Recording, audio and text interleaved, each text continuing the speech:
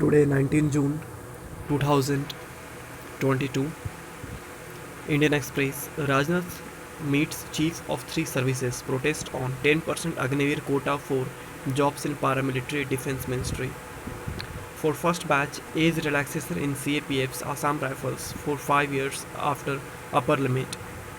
So moving to dial down anger on the streets over the short-term Agnipath recruitment for the armed forces, the government Saturday announced that 10% of vacancies in the Central Armed Police Forces and Assam Rifles will be reserved for Agniveers existing the three services after a 4-year stint.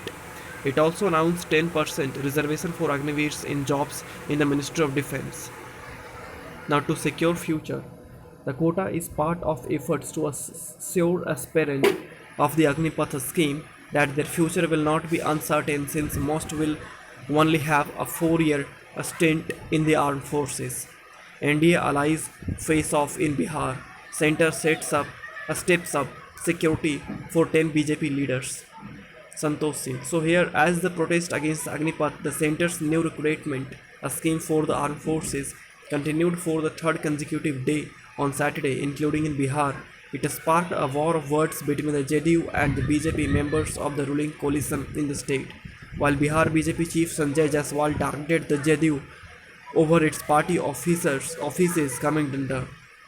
Now then inaugurates redeveloped temples in Pavagad. So India's cultural treasures are being re-established, says Pradhan Mantri. Inaugurating the redeveloped Kalika Mata temple in Pavagad by unfurling a flag on superstructure where a dargah stood earlier and has been relocated next to it. Prime Minister Narendra Modi said Saturday that India's cultural treasures are being re-established, calling the renovated temple a symbol of religious unity due to the presence of Jain temples in the vicinity. Modi, who took a cable car to reach the temple atop a hill in Paugad in the Panchmahal district, said Gujarat has laid the way for preservation of India's spiritual history. He said temples across the country were being renovated as New India is re-establishing its. Now the next news is Center focuses on access to Anganwadi services to migrant. The center has instructed the state government and the Women and Child Development WCD department to ensure digitalization of Anganwadi services so that migrating families can continue accessing the government's take home ration scheme even if they move to other states. Senior officials of the Ministry of Women and Child Development have said at its sub-zonal meeting in Kewadia, Gujarat. Under its Potion 2.0 program, the center is now focusing on universalization of access to Anganwadi services, particularly for migrant families. Take home ration or THR is provided to children between 6 months and 3 years, pregnant women and lactating mothers, as well as adolescent girls as part of the center's flagship Integrated Child Development Services ICDS. Freshly cooked hot food and a morning snack is provided to children between 3 and 6 years who attend Anganwadi centers daily for 300 days annually. According to WCD Ministry, officials, migrating families often fall through the cracks and stop receiving benefits of Anganwadi services when they relocate from one state to another, or even between block and districts within a state. The ministry is now pushing for complete digitalization of the process so that registration of beneficiaries of one state can be accessed in any other, which will ensure that even if a family moves, women and special children can continue to get supplementary nutrition given by the government to curb malnutrition. For children, this digitization process is already underway through the Potion Tracker launched by the WCD ministry several years ago. The data of beneficiaries was not available before the digitization process was begun. All services then would be conducted offline, a senior ministry official said. Now, Anganwadi workers have been given smartphones on which they upload data, registration of children, and measurement of height and weight, for which they have been provided measuring devices, and this data is collected and uploaded in real time. The ICDS scheme is Aadhaar linked, So we are talking to states to ensure that all beneficiaries are Aadhaar enabled and have therefore supplied Aadhaar kits to an Anganwadi center, the official said. This means an Anganwadi worker can register people on Aadhaar, making it possible to track them even if they move to other states. Now the next news, to rev up EV push, battery solutions per Indians need. So Niti Aayog DT meet battery makers academia amid incident of electric two-wheeler fires. So how a battery management system works. The first one is lithium ion pack, cell voltage monitor. So for measuring current flowing through the battery, control switch for charging discharging of battery pack connected to the microprocessor, temperature sensor for measuring battery temperature to prevent thermal runaway, real time clock for gauging battery statistics even when the vehicle is switched off while consuming minimal power from the battery pack, key part of the BMS which acts as a logbook of the battery pack. Now, the government think tank Niti Aayog and the Department of Science and Tech have kicked off deliberation with the industry and academia on developing an open source battery management system (BMS) for two and three wheeler EVs. So, while the idea to develop an open source BMS was first floated last year, it has got renewed momentum in the wake of several recent instances of two wheeler electric vehicle catching fire, according to the senior government official. The Sunday Express has learned that the Niti Aayog and the DST are collaborating with the policy think that tank WRI India to carry out discussion with the industry. The organization have so far held at least two meetings with representatives of battery manufacturing companies and academia on developing BMS solution tailored for Indian conditions. People in the know said the following meetings will also involve representative of EV manufacturers. It is learnt. EV are primarily powered by a battery pack consisting of lithium ion cells, and a BMS is applied to the battery pack to make sure it operates safely. In simple terms, a BMS is essentially an electronic system that is connected to all the cells in the lithium ion battery pack, which constantly measures the voltage and current flowing through it. A BMS is also equipped with a myriad of temperature sensor, providing it information on temperature at different sections of battery pack. All this data helps the BMS calculate other parameter of a battery pack like charging and discharging rate, battery life cycle and efficiency. And open source BMS would mean that solution can be customized by different entities as per their manufacturing requirement. Sources said that the idea behind building an open source BMS solution is that it can be improved by researchers and the industry while remaining cost efficient at the same time. According to a source aware of the details about the project, currently India is importing EV batteries and some of the other critical components of EVs. In the recent past, concerns have been raised due to the fire accident with growing EV penetration. It is very important to develop a BMS suitable for the Indian operating condition.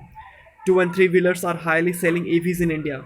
According to the Federation of the Automobile Dealers Association (FADA), in 2021 to 2022, over 4 lakh EVs were sold in the country, of which two wheelers account for more than 2 lakh and three wheelers account for over 1 lakh units. Two and three wheelers EVs are responsible for a majority of the all EV sales in the country, but cost is big factor in these vehicles. We want to develop an open source BMS solution so that the manufacturers get integrate it will keeping cost in check.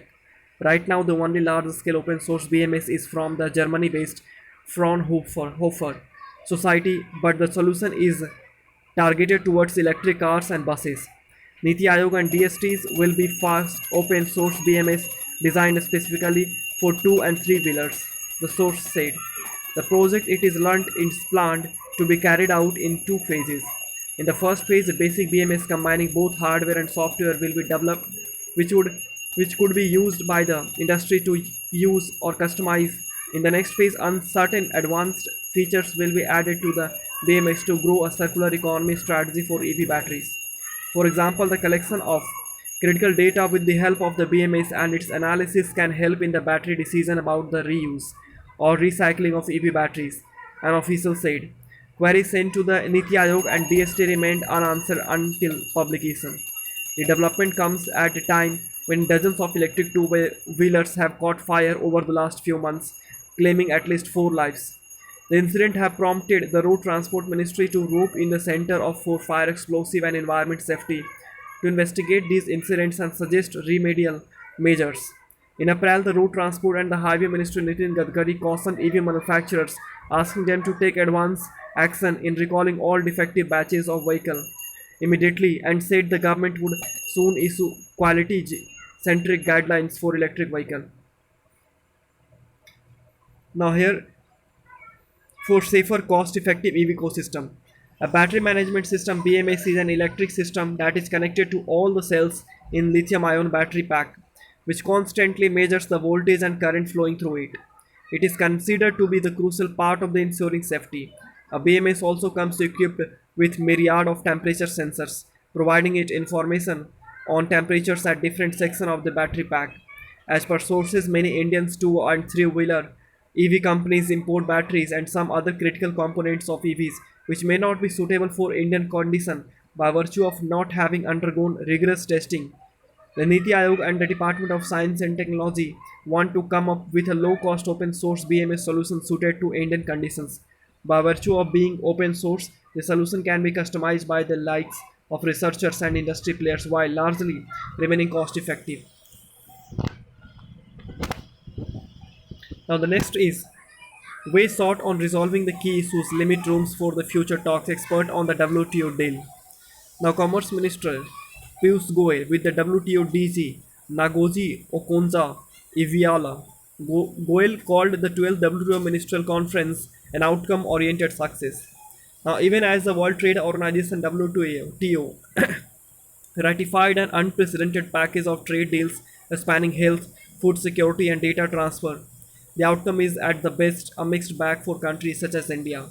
Experts say the announcement by the government that it was happy with what it had been able to negotiate at Geneva could further limit the headroom for Indian negotiator in the future parleys. The biggest disappointment at the 12th Ministerial Conference, the highest decision-making body of the WTO, could be India's inability to wrangle an originally proposed 25-year carve-out period on continuing government support to fishermen to build fishing infrastructure for its own fishermen, especially since most developed nations have already invested heavily in their fishing infrastructure through subsidies, and countries such as India have lots of catching up to do, especially as it announced a comprehensive subsidy scheme for fishermen just 3 years back. On vaccine patents, the final deal included patents waiver to combat the pandemic, limited just to the output and export of vaccines that New Delhi had earlier described as too late in the day to tackle the pandemic. Therapeutics and diagnostics have been left out for now. So, in the final pact, India's demand for permanent solutions to the peace clause on breaching the limit on public stockholding and the government sales of food grains from central procurement have not been addressed. The restart of the dispute settlement body, another long pending demand, continues to hang fire. No waiver for the vaccine has been a huge disappointment. India has done well, and all of us were in support of the fact that the country was leading developing countries in seeking a waiver. We may not lead it to the vaccine immediately, but we could need it if a medicine for COVID is developed. Compulsory license has been the proposal of the European Union that has been agreed upon, said Viswajit Dhar, a professor, Center for Economic Studies at Jawaharlal Nehru University. Another disappointment is that is the fisheries subsidies agreement there is no explicit provisions on a special and differential treatment that can be invoked for granting subsidies to a small fish folk, he said. The biggest concern for me has been the announcement by the government that they are happy with the negotiate with what they have been able to negotiate. Now, if the government is happy with these achievements, can they ever go back and say that they want these to be rolled back or changed at future meetings?